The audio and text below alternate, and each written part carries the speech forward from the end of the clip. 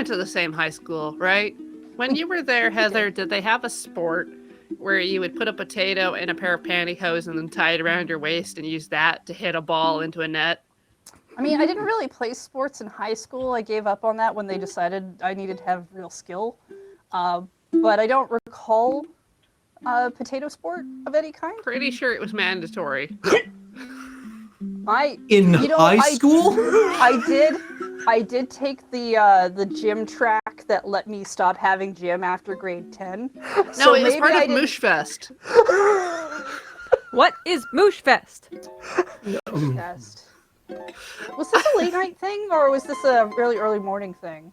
Mooshfest was like the mandatory sports day in the gym. I usually skipped those. Was it in winter? For all the mooshy children who A don't lot otherwise get of exercise? the school season is in Winter Beach. I know, Yeah. that's why I was asking. Was this did it actually happen in winter? I spent a lot of time skipping any of the mandatory things that they made us go stand in the gym for. Myself.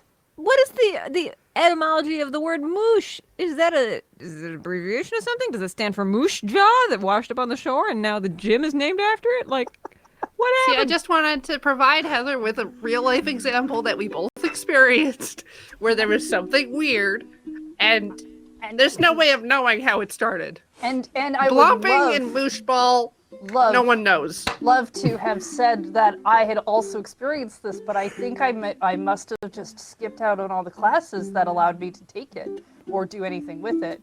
But it does explain why we had that, the list of like bring these school supplies every year, why it said pantyhose and potatoes, which I always ignored because I figured that was just a, like, you know, that thing where you're supposed to bring a box of Kleenex for the class and you're like, nah. High school's a hell of a time. You It's just a very tune out strange like, time. the pantyhose and potatoes thing, probably not a big deal. I mean, I wasn't going to take home ec in high school, so I assumed I really didn't need the potatoes. Or the pantyhose to peel them with, so... Oh, Christ.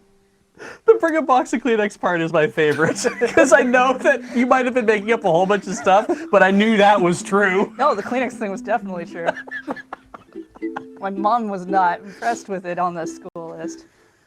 Oh no, wait, it wasn't the Kleenex thing. It was the thing where it was like, it always said, bring 20 pencils, and she's like, if I give you all 20 pencils, you're gonna have no pencils by the end of the first day. Yeah, that was my brother too. You're only allowed to take 2. There's definitely because education in Canada is publicly funded, and it actually is publicly funded quite well compared to what I hear about how it's publicly funded in a lot of like in the United States, for example.